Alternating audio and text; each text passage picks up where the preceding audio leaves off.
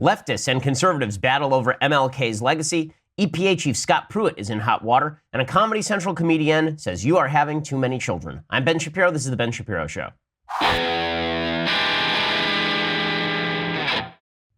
All right, so yesterday marked the anniversary, 50th anniversary of the assassination of Martin Luther King. And we'll be talking about that in just a few minutes. But first, I want to say thank you to our sponsors over at Birch Gold. So right now, have you been watching the stock market? Because it is up and down like a yo-yo. It was down 700 points earlier this week, then it was back up, and then it was down again.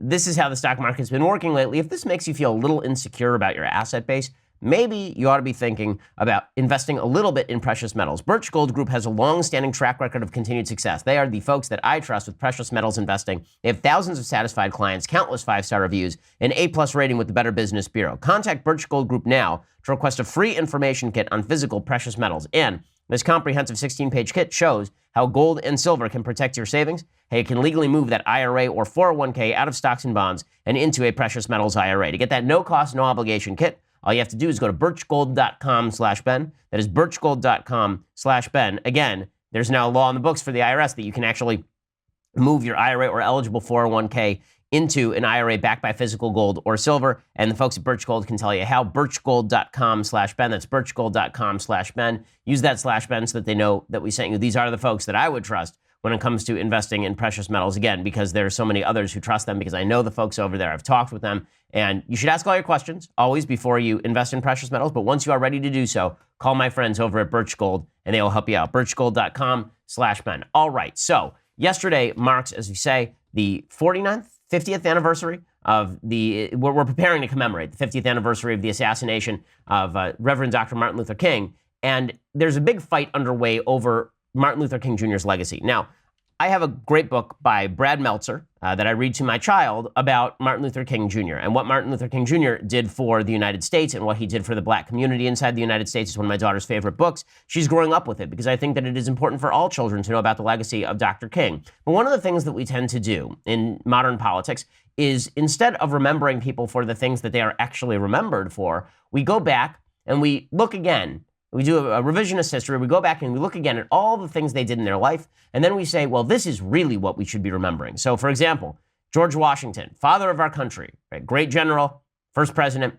That's what we remember him for. But revisionist historians will go back and they will look at George Washington and they will say, well, he was a slave owner. We should talk about that because that's really his legacy. His real legacy is that he was a slave owner. Same thing's happening with Thomas Jefferson. His legacy is the Declaration of Independence and his involvement with the Constitutional Convention, right? He has a phenomenal legacy. He was the third president of the United States, but now there are calls to remove his monument specifically because parts of his legacy were associated with slavery, right? He was a lifelong slave owner.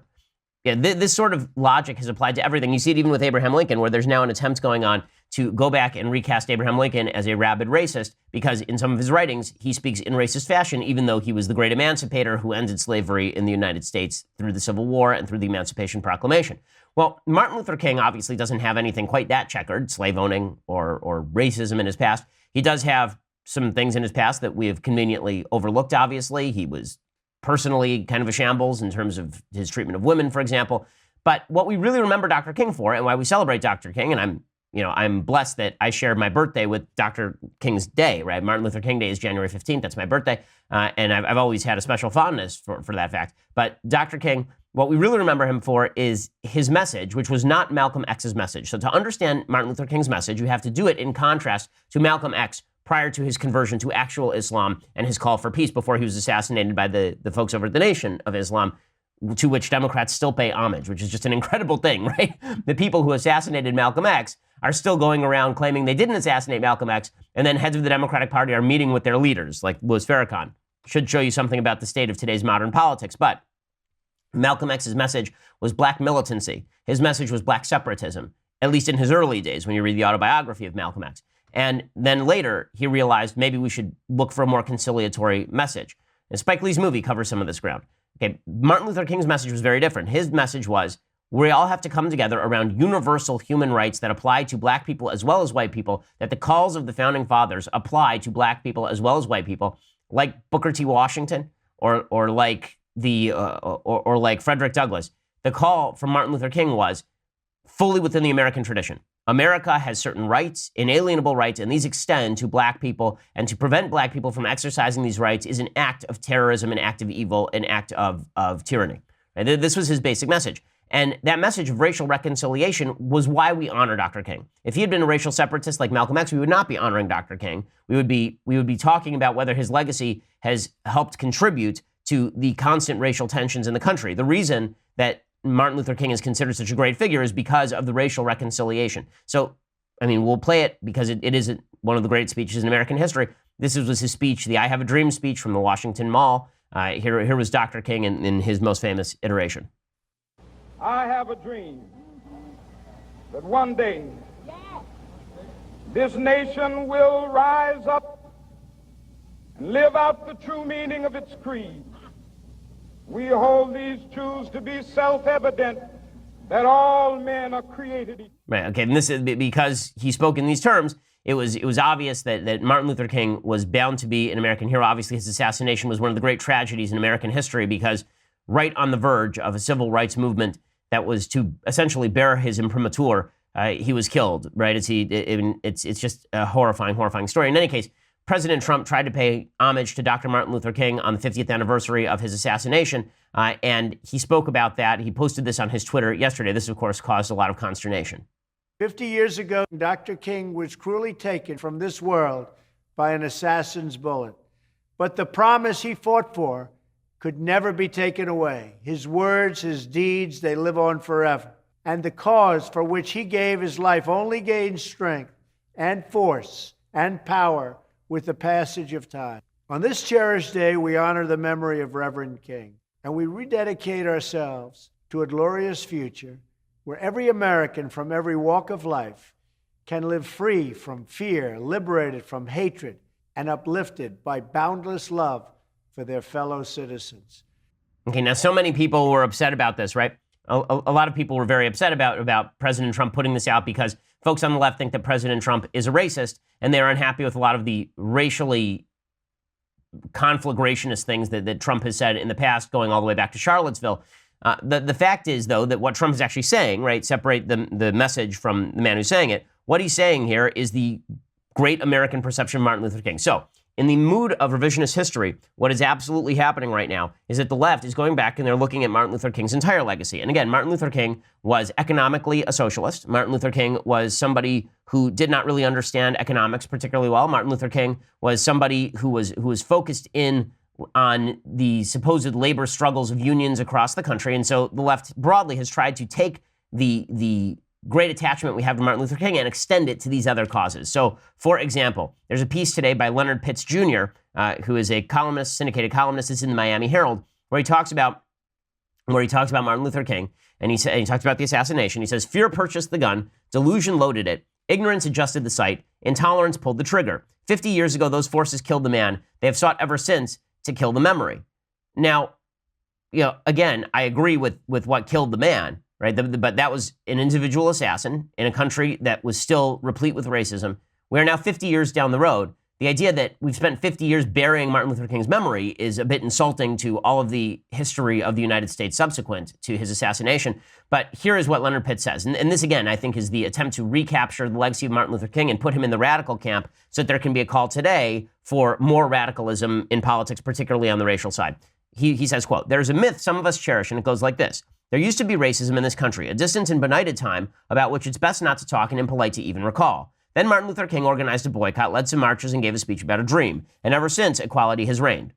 Okay, that's obviously meant to be a caricature and a straw man. Obviously, it's not true. We should be teaching about Jim Crow. We should teach about slavery. We should teach about the legacy of those things. We should teach about the entire civil rights movement, including the Civil Rights Act, including Dwight Eisenhower sending federal troops down into the South in the mid-50s, including President Truman integrating the military. We should talk about the long struggle for justice in this country for black folks. We should talk about Martin Luther King, and we should talk about Malcolm X. It was a complex time with a lot of complex figures. We should talk about all those things. But there is no question that racism, since Martin Luther King's assassination, has depleted incredibly rapidly to the lowest point in certainly American history as of maybe 7 or 8 years ago before Barack Obama was elected. And then Barack Obama started, I believe, using intersectional politics as a substitute for unifying policy. But Leonard Pitts says, "This is a silly myth, because it ignores the reams of evidence and towers of testimony proving that racism continues to stunt blunt and take the lives of people of color. Again, this is the point that folks on the left want to make. They want to say that Martin Luther King's legacy was a failure, essentially, that Martin Luther King did not succeed. It wasn't that he was Moses who goes up to the top of the mountain and sees the promised land and then perishes. It was that Martin Luther King dreamt of a promised land that we have never reached, that we are still wandering in the wilderness somewhere out here. And then Martin Luther King's legacy is basically that he says a bunch of things that we have failed to take him up on. Pitt says it's an offensive myth because it reduces King to an anodyne figure harmless enough to be embraced by conservatives who conveniently forget that while he was here, they stood against everything he stood for. First of all, that's not true. More Republicans than Democrats vote on a percentage basis in the Congress voted for the Civil Rights Act of 1964 than Democrats. Southern Democrats were the ones who were standing in the way of Martin Luther King during the Selma marches and attempting to bludgeon him, and they were imprisoning him. It was not Republicans, okay? That was Democrats. So the idea that it was a bunch of conservatives who were standing in the way of Martin Luther King is not historically accurate. It was conservatives, in many cases, who were standing with Dr. King. Right? There were liberals, no question, who stood with Martin Luther King, and there were conservatives who stood with Martin Luther King. And to pretend otherwise, that is offensive, and that is a rewriting of history. But Pitts continues, the forces that killed him used this myth to kill our memory of the provocative, radical, progressive prophet and preacher that he was. So successful have they been that Glenn Beck, with a straight face, claimed the mantle of king a few years ago, so successful that some people are indignant when it is pointed out to them that Colin Kaepernick is actually following King's example, so successful that King's youngest child, Bernice, recently tweeted how someone told her that her father didn't offend people. Well, I mean, maybe his youngest child knows Martin Luther King's legacy better than, like, Leonard Pitts, I might suggest. And using Colin Kaepernick as someone akin to Martin Luther King, that's an insult to Martin Luther King's legacy. Martin Luther King actually knew of what he talked. Martin Luther King actually had a program for change. Colin Kaepernick was looking for publicity, and he got publicity. I'm not saying that he doesn't have a good heart for what he thinks he is doing, but Colin Kaepernick kneeling for the anthem is something that Martin Luther King never would have done, because Martin Luther King understood that he was standing with America's legacy, not against America's legacy. That the darkness in America's history was an obstacle that was thrown in the way of founding ideology, that it was not part and parcel, rooted in our DNA, as Barack Obama was fond of saying. Well, I have more on this I want to talk about, but first, I want to say thanks to our sponsors over at ZipRecruiter. So, ZipRecruiter is the place for you to get the best employees. You need great people, and you need a better way to find them. ZipRecruiter knows there's a smarter way, so they built a platform that finds the right job candidates for you. They learn what you're looking for, they identify people with the right experience, and then they invite them to apply to your job. And these invitations have revolutionized how you can find your next hire. In fact, 80% of employers who post a job on ZipRecruiter get a quality candidate through the site in just one day. And ZipRecruiter does not stop there. They even spotlight the strongest applications you receive, so you never miss a great match. The right candidates are out there, and ZipRecruiter is how you find them. Now, my listeners can try ZipRecruiter for free, which is pretty awesome. Right now, go to ZipRecruiter.com/dailywire. That's ZipRecruiter.com/dailywire. ZipRecruiter.com/dailywire. And again, you can now try ZipRecruiter for free. So go over there, make sure you have the best employees, ensure that your company is staffed up, make sure that you're not stuck with schlubs like I am every morning. I mean, how many of these people will be replaced by ZipRecruiter? They don't know. They don't know. But if they are, ZipRecruiter will be the place that we look. ZipRecruiter.com/dailywire. Check it out. Again, you can post for free over there by using /dailywire and let them know that we sent you. ZipRecruiter is the smartest way to hire. Okay, so to continue on with the leftist revisionist history about why America celebrates Martin Luther King.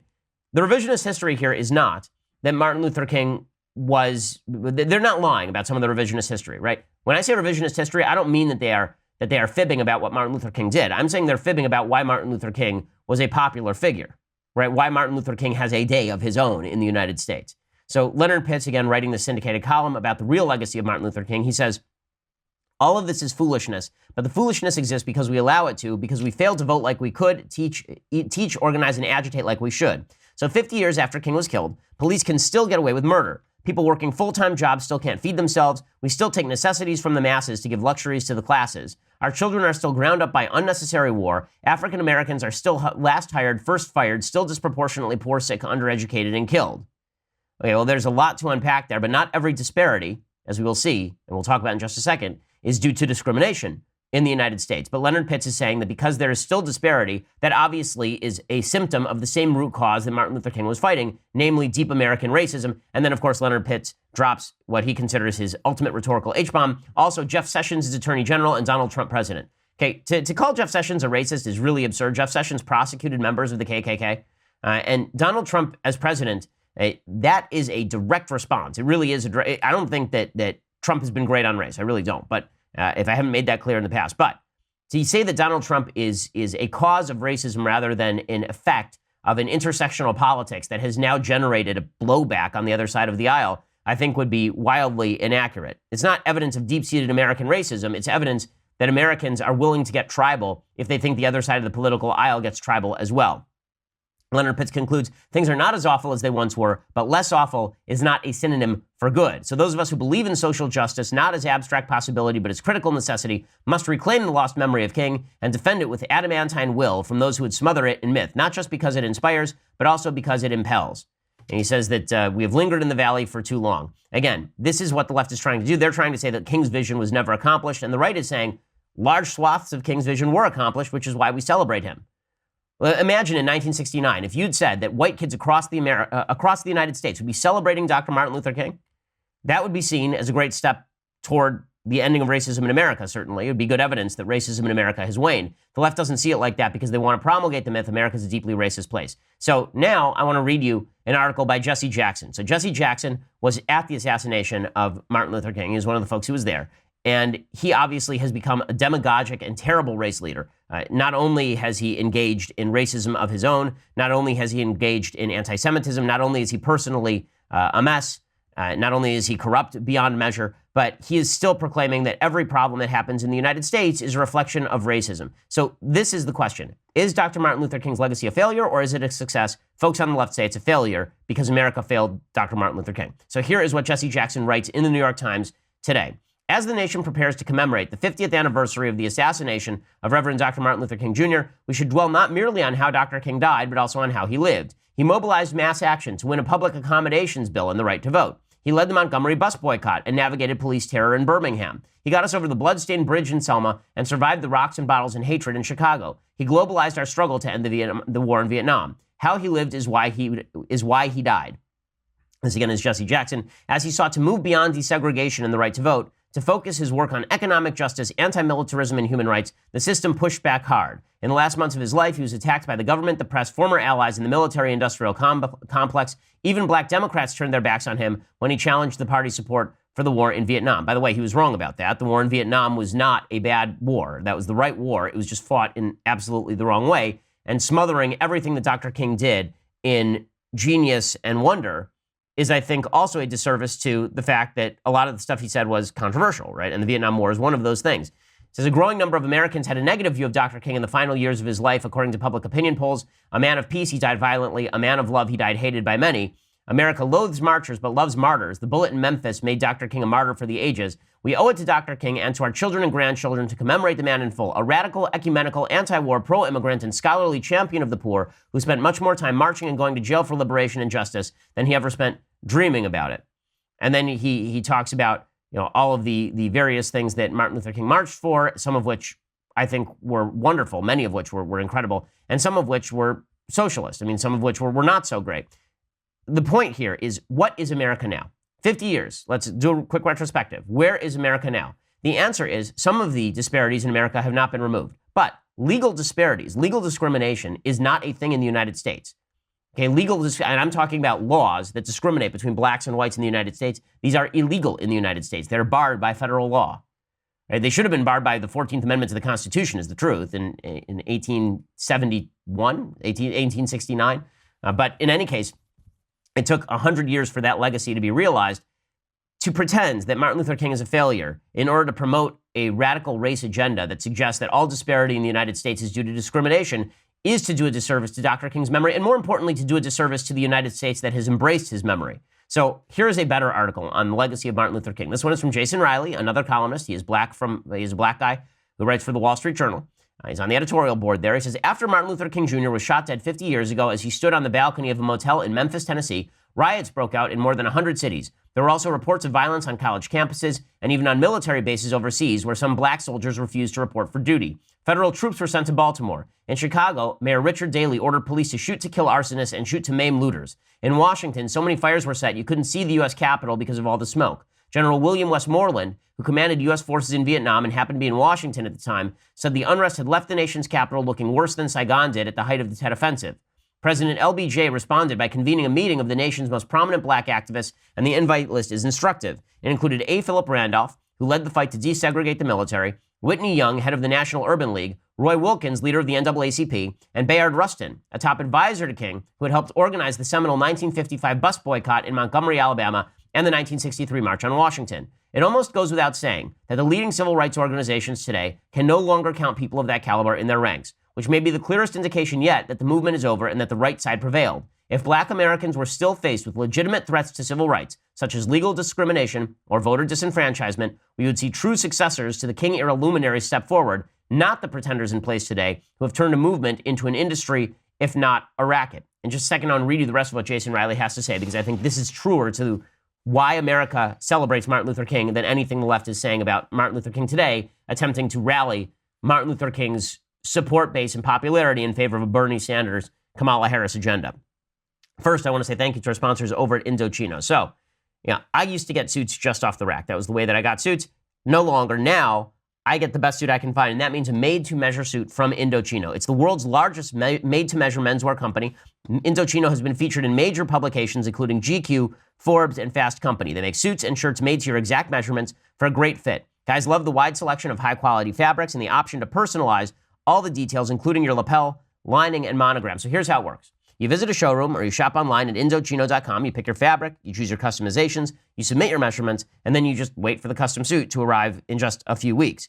By the way, if you go to the showroom, it's a lot of fun. It really is. I've been to the showroom in Beverly Hills, and it's just spectacular. You walk in, they show you all the different fits and all the different types of suit, all the different materials. It really is a blast. And right now, this week, my listeners can get any premium Indochino suit for just $379 at Indochino.com when you enter promo code Shapiro at checkout. Again, that's Indochino.com. Enter promo code Shapiro at checkout. You get any premium suit for just $379 and free shipping. That is 50% off the regular price for a made-to-measure premium suit. The suit fits like a glove. It's just fantastic. Indochino.com. Enter promo code Shapiro. Again, any premium Indochino suit for $379. Look like James Bond. Look like $1 million, but don't spend $1 million. Go to Indochino.com. Promo code Shapiro. Check it out. And also that lets them know that we sent you. Okay, so as I say, Jason Riley of the Wall Street Journal has, I think, the best piece on Martin Luther King's legacy and where we stand today. The left has tried to see MLK's legacy and say that he was actually a failure because America failed him. In reality, America did not fail Dr. Martin Luther King. America has done its best to live up to his legacy. Okay, so here, that doesn't mean that there's no racism in the United States. It does mean that to pretend that there has not been unbelievable progress and that racism is a fringe element in the United States right now is to ignore reality. So Jason Riley says, racial gaps that were steadily narrowing in the 1940s, 50s, and 60s would expand in the 1970s, 80s, and 90s, which suggests that the disparities that continue today aren't being driven by racism, notwithstanding claims to the contrary from liberals and their allies in the media. It also suggests that attitudes toward marriage, education, work, and the rule of law play a much larger role than the left wants to acknowledge. More marches won't address out-of-wedlock childbearing. More sit-ins won't lower black crime rates or narrow the school achievement gap. Even electing and appointing more black officials, which has been a major priority for civil rights leaders over the past half-century, can't compensate for these cultural deficiencies. Black mayors, police chiefs, and school superintendents have been commonplace since the 1970s, including in major cities with large black populations. Racially gerrymandered voting districts have ensured the election of blacks to Congress. Even the election of a black president twice failed to close the divide in many key measures. Black-white differences in poverty, home ownership, and incomes all grew wider under President Obama. Discussion of antisocial behavior in poor black communities, let alone the possibility that it plays a significant role in racial inequality, has become another casualty of the post-60s era, writes Jason Riley, the black columnist over at the Wall Street Journal. King and other black leaders at the time spoke openly about the need for more responsible behavior in poor black communities. After remarking on a disproportionately high inner-city crime rate, King told a black congregation in St. Louis, quote, "We've got to do something about our moral standards." He added, quote, "We know there are many things wrong in the white world, but there are many things wrong in the black world too. We can't keep blaming the white man. There are things we must do for ourselves."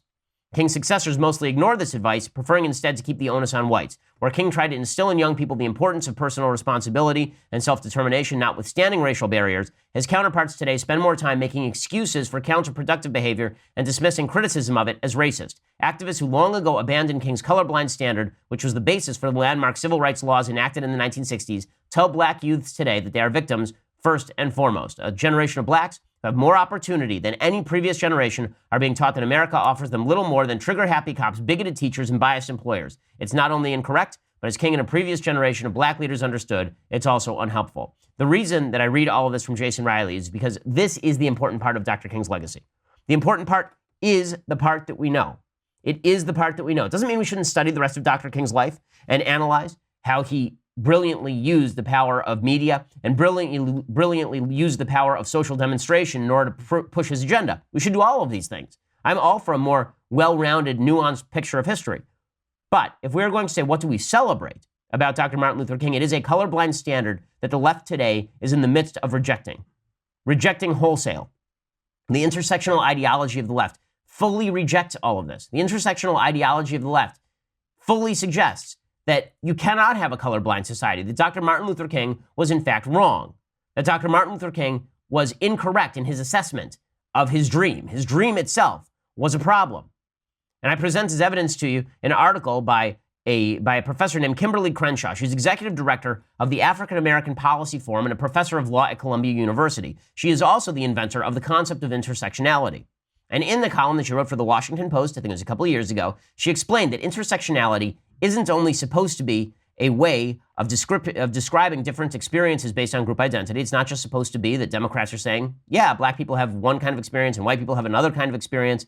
Instead, intersectionality, which is what the Democratic Party pushes, is supposed to be a way of promoting a leftist political agenda. She writes in the Washington Post, quote, intersectionality was my attempt to make feminism, anti-racist activism, and anti-discrimination law do what I thought they should, highlight the multiple avenues through which racial and gender oppression were experienced so that the problems would be easier to discuss and understand. So what does she mean by this? She means that the legacy of America is racist and that there is no way to overcome that. White privilege means we can never overcome this. Even if every white person in America were to acknowledge quote-unquote white privilege and suggest that the system is built for them, they would still not have anything to say. Because even then, there are certain racist bones in the white body that cannot be overcome. There are literally colleges that are teaching kids that if they say, I am colorblind, this is an element of racism. If you say, I don't judge people based on color, this is a microaggression. I am not kidding. This is something that is said at universities across the land. That is a direct rejection of Dr. King's dream. So what is the left doing? They're saying, well, really Dr. King's dream wasn't the colorblind society. That was just a bunch of sloganeering for the cameras. What his dream really was racial separatism and competing interest groups. His real dream was the Bernie Sanders socialist agenda that would overcome race with redistributionism. He was really a class warrior rather than a warrior in favor of racial integration. This is not why America celebrates Dr. Martin Luther King. And to pretend otherwise is, I think, a bit of nasty revisionist history that has some pretty serious consequences for the future of the country. Okay, well, meanwhile, speaking of political polarization pushed by the left, you can see that the left is not interested in the sort of integration, in the sort of peaceful talking that Martin Luther King was attempting to push. One of the people who is supposedly a successor to Reverend Dr. King, is Al Sharpton.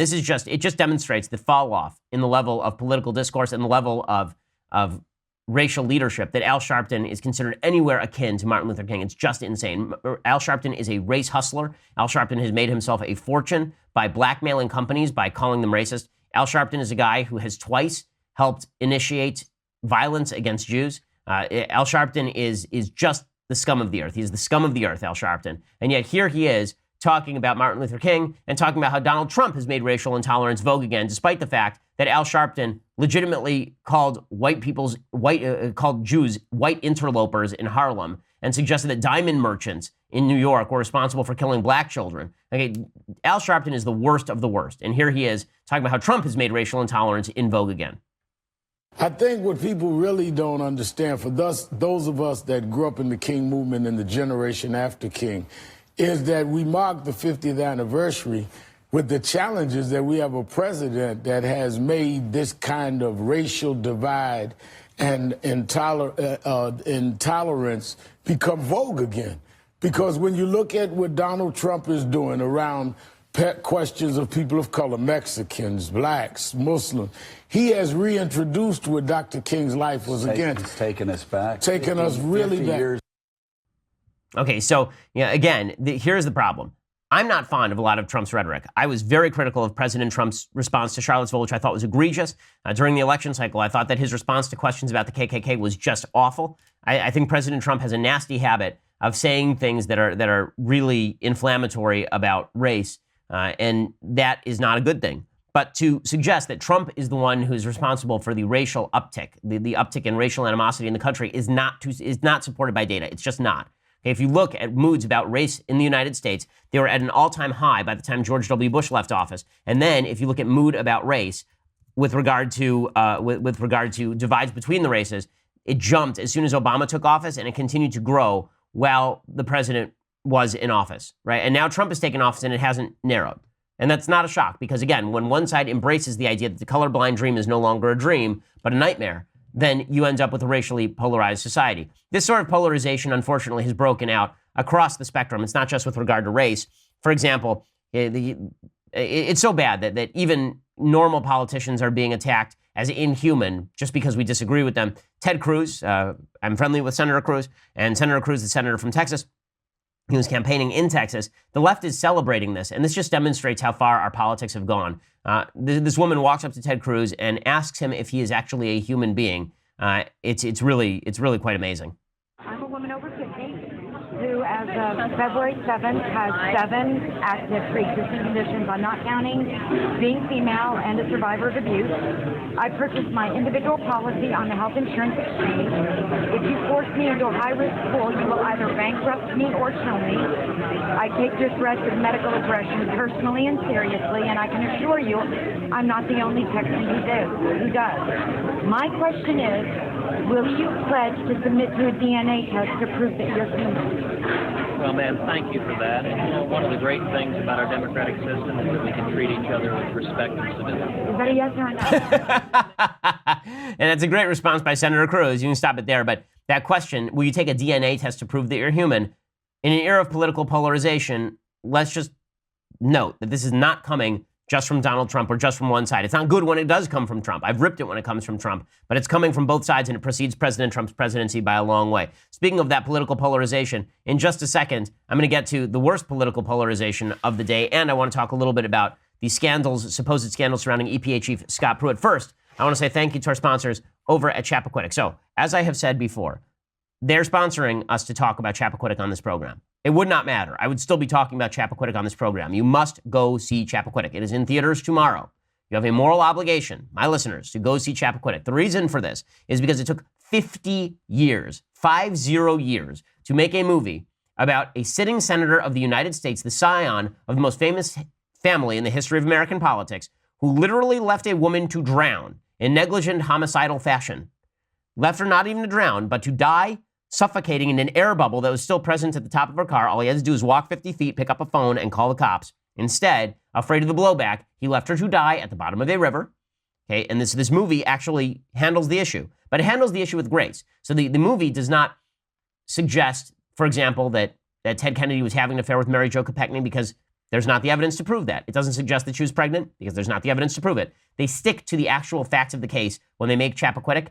It's also a really nuanced, well-rounded picture of who Ted Kennedy was. So it's not a right-wing hit job, but it is also not an ode to Ted Kennedy by any stretch of the imagination. I mean, the man comes off pretty horribly, as well he should, when you leave a woman to die at the bottom of a river. Chappaquiddick, the movie, is out tomorrow. Go check it out, please. It's well acted. Jason Clarke, Kate Mara, Ed Helms, Jim Gaffigan, Bruce Stern, terrific cast. You're not going to want to miss this untold story of how one of the most covered up crimes in American history saved the career of a senator in Massachusetts. Chappaquiddick in theaters everywhere April 6th. Get the true legacy of Ted Kennedy by going and seeing it. All right, so I want to talk a little bit more about the political polarization between right and left and some insane comments from a Hollywood director in just a second, but you're going to have to go over to dailywire.com and subscribe. For $9.99 a month, you can get the subscription to dailywire.com. When you do, you get the rest of this show live.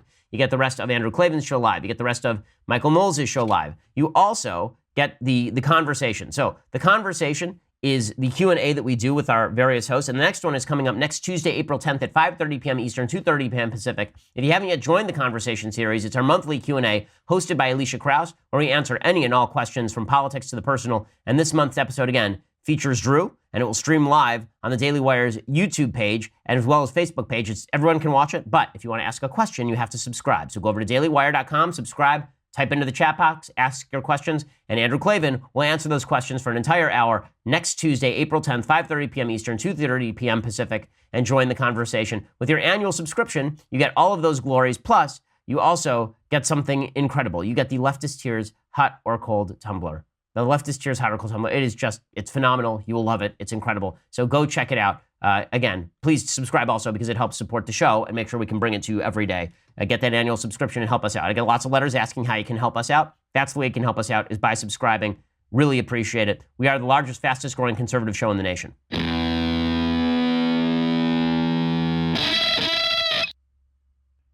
All right, now speaking of political polarization, Joss Whedon is a director. He has not made a good movie in a little while. I know that everybody loves The Avengers. I'm not a huge fan. In any case, Joss Whedon tweeted this out yesterday. Just shows you where Hollywood's head is at. Quote, Donald Trump is killing this country. Some of it quickly, some slowly, but he spoils and destroys everything he touches. He emboldens monsters, wielding guns, governmental power, or just smug doublespeak.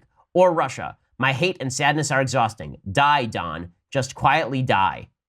Okay, so I assume the Secret Service will be paying a visit to Joss Whedon's house because that is not mentally healthy activity. But it is amazing how Trump's ascent has really driven the left out of their ever-loving mind. I mean, it really is an incredible thing. And again, it demonstrates that I think a lot of this was lurking under the surface. I think there's a crisis of meaning that's happened in this country. I think the civil rights movement was the culmination of a great American moral move toward decency. And I think that there's a solid case to be made that since about 1984, the United States has been heading in directly the wrong direction morally. And it's been in a continual downward spiral punctuated by bursts of light every so often, immediately after 9/11, for example. But the level of political polarization in our society has grown to such tremendous extremes that I'm not sure that unity is even possible. Martin Luther King's dream wasn't just of multiracial unity in the United States, it was of American unity toward a common goal. And we may have disagreed on some of those goals, particularly on economics, but we certainly didn't disagree on the goals of a common society in which we share certain inalienable rights. I think that has gone by the wayside because everybody views their political opponent as evil. I don't think Joss Whedon is evil. I think Joss Whedon is stupid. I think Joss Whedon is consumed with his hatred for people on the other side of the aisle. And this is just the latest evidence of that. Okay. Meanwhile, speaking of what looks to be kind of scandal that is being ginned up, Scott Pruitt is the head of the EPA. He's been doing a very effective job over at the EPA, getting rid of burdensome environmental regulations. The left really despises Scott Pruitt in a major way. And Sarah Huckabee Sanders, who's the press secretary, was grilled about Scott Pruitt. The left is calling for him to be fired because of what they're calling sweetheart deals. I will explain to you why these charges are at the very least overblown until we have all of the evidence. Here is Sarah Huckabee Sanders being grilled by the press on Pruitt, the head of the EPA. My question to you, though, has to do with another sweetheart deal. That's the $50 a night payment that the EPA Administrator, Scott Pruitt, paid to a lobbyist that did business with the EPA. As you know, Sarah, the President promised to drain the swamp. His behavior, his actions seem very swamp-like. Why is the President okay with this?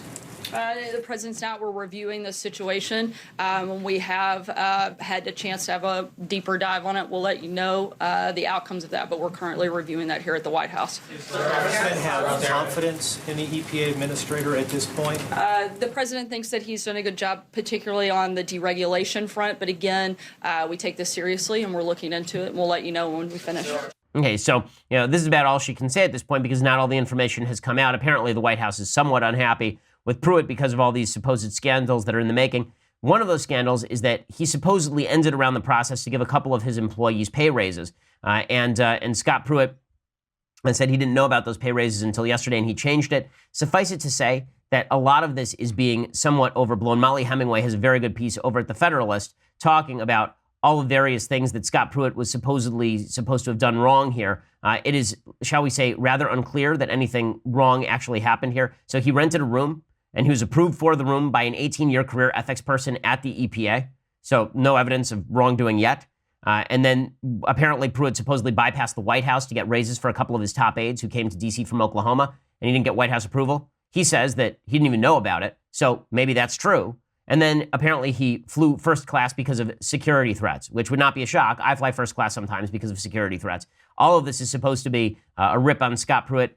Let's just say, let's wait for the evidence. Scott Pruitt is one of the top members of the administration on the left's hit list, and there's a reason that he is being targeted. Okay, so in just a second, I want to get to some things I like and some things that I hate. In fact, you know what? Let's just jump right into it. So time for some things I like and time for some things that I hate. So things I like.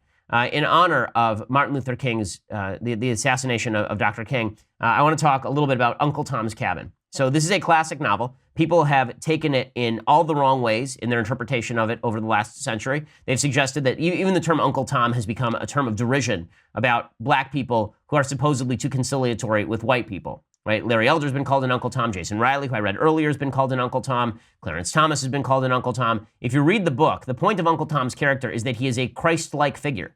Right? The whole point is that he suffers so that he can help other black folks be free, and then he suffers to bring people together.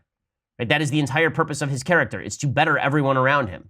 When you read the book, Uncle Tom's Cabin, this book was very, very instrumental in launching the Civil War. Okay, it was written in 1852. It was a massive bestseller. In the first year following its publication, it was about 300,000 copies were sold in a time when there weren't that many people in the United States. Pretty amazing number. And this book was the Bible of the abolitionist movement. Right? It was used as the Bible of the abolitionist movement. Now, there are a bunch of folks now who criticize it because there are characters who they term a mammy or a pickaninny, people who were, there were versions that were staged of Uncle Tom's Cabin that were much more derogatory toward black people than Uncle Tom's Cabin actually is. But who failed to recognize what Uncle Tom's Cabin did in its time as a movement for black freedom, that it made an unquestioning moral statement that slavery was a grand and great evil perpetrated by evil folks, and that the way to cure yourself of that evil was by freeing your slaves and ending slavery itself. That was the message of the book. And so read the book, have your own opinion on it for sure, but recognize that in the historical time and place that it was written, it was an abolitionist statement of grand design, and it had a massive impact on the minds of literally millions of people across the United States. Okay, time for a couple of things that I hate. Alrighty, so a couple of things that are pretty amazing that we need to talk about. So first thing that we need to talk about is this comedian. So there's a female comedian who I'd never heard of until she started tweeting this. Her name is Nikki Glaser. And she tweeted something out that she surely thought was clever and snarky at Donald Trump and his ex-wife. So the couple was recently divorced, but they appeared at the White House Easter egg hunt with their 5 kids. And Nikki Glaser responded like this, quote, "Don Jr. and his wife have 5 kids, all caps 5. No one should be having 5 kids. Why are people still allowed to have 5 kids?" So President Trump is the fascist, not the left. Right? The left actually tweeting out things like, why are people still allowed to have 5 kids? That's totally fine. Not a problem. After being called out on it, of course, Nikki Glaser deleted, but there are a bunch of folks on the left who actually think this. I'm talking about Amanda Marcotte. Amanda Marcotte's a feminist author, and she wrote, quote, "Imagine if some woman was like, here are my 11 cats." She was talking about I'm trying to remember which family she was talking about. There's a fellow who tweeted at Jill Filipovich, another feminist. Joe Filipovich had tweeted, quote, "Having children is one of the worst things you can do for the planet. Have one less and conserve resources." Right? Feminist authors really doing their best to make themselves popular. And Patrick Madrid, who is a Catholic radio host, he tweeted out, "Dear Joe Filipovich, my wife and I have 11 healthy, happy, and successful children. Which one of them is one of the worst things for the planet?" And this prompted Amanda Marcotte to tweet, quote, "Imagine if some woman was like, here are my 11 cats. Would we think her sane? Praise her generosity? Nope. We would be disturbed." Well, number one, children are not cats, no matter how much feminists wish they would be. That cat is not a child. Okay, that's just you. If you have 11 cats, you're a loser. If you have 11 children, decent shot, you're a pretty decent life success. You're living in a religious community. I know the rabbi who taught me for my bar mitzvah had 15 children. Virtually all of his 15 children had 15 children. So he had literally hundreds of grandchildren and ticked off the left to no end. But here's one of the things that's amazing. So there seems to be this feeling among folks in leftist feminist circles that if a woman chooses to have lots of kids, she's undermining her own happiness. That they see this picture in their head of a woman out on the prairie with a bunch of little urchins plucking at her garments, and she's there taking the cloth diapers and washing them in the scrubbing bin. Right? And that's what she does every day. Okay, that's not the actual truth. You know what polls show? This is kind of an amazing thing. What polls actually show is that large families aren't just fine, they are awesome. The survey of marital generosity found that parents of large families are actually happier than parents of small families. Right? Isn't that an amazing finding? So what they found is either don't have any kids at all or have lots of kids. Right? Don't have like 1 kid. Have like 4 kids. Right? Which is what we intend on doing. We intend on having at least 4 children, and just to tick off the feminists, I may make it 5. So, and again, my wife is fine with that. She's more feminist than any of these feminists. As I have said, you may know, she is a doctor. So my wife is perfectly fine with working. She likes working. And she's also intent on having lots of kids, which is a wonderful thing. But the left despises the creation of new children because they feel that children enslave women to their reproductive organs. Okay, the reality of the situation is that children are the greatest thing on planet Earth. They are amazing. And women being able to have children is like a superpower. It's a superpower. You generate another human being out of your body, and then you feed it with your body, and then the baby grows up into a giant human. That's like an amazing, amazing thing. And for all of these feminists to be taking the thing that is most unique about the female body, right, which is the ability to produce children, to take that and to cast that out as something bad seems to me profoundly anti-feminine. It seems to me profoundly anti-female. Having lots of kids is just fine. Okay, if you can take care of your kids and I'm not taking care of your kids, go for it, right? And this is my feeling about kids. If you can afford your kids, have as many as you want. Okay, other stupid things that the left has been doing.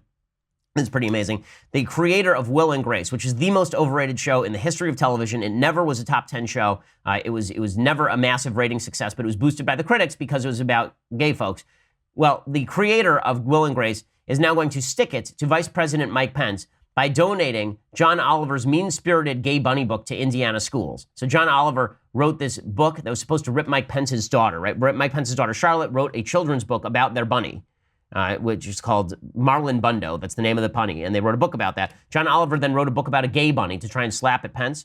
So naturally, the creator of Will and Grace is now going to send the book about the gay bunny to Indiana schools, because that's just what children need to be reading about, is about bunnies with particular sexual proclivities. It's just amazing how insane the left is, that they feel like school children need to be reading about homosexual animals. That's really the thing that kids need to be, not reading, writing, arithmetic, decent social values. What they really need to be learning about is where gay bunnies like to put their penises. Like, I'm so confused by all of this. But, I guess that's the way the left is thinking now. Go back to Martin Luther King, leftists, please. Look at what he did to unify the country and worry that maybe you're not using the same tactics. Okay, so we will be back here tomorrow, and we have many things to discuss tomorrow. Some breaking news on Stormy Daniels' lawyer. We also are going to give you some news about the Mueller investigation, but we will see you then. I'm Ben Shapiro. This is The Ben Shapiro Show. The Ben Shapiro Show is produced by Mathis Glover, executive producer Jeremy Boring, senior producer Jonathan Hay. Our technical producer is Austin Stevens, edited by Alex Zingaro. Audio is mixed by Mike Coromina. Hair and makeup is by Jesua Alvera. The Ben Shapiro Show is a Daily Wire Forward Publishing production. Copyright Forward Publishing 2018.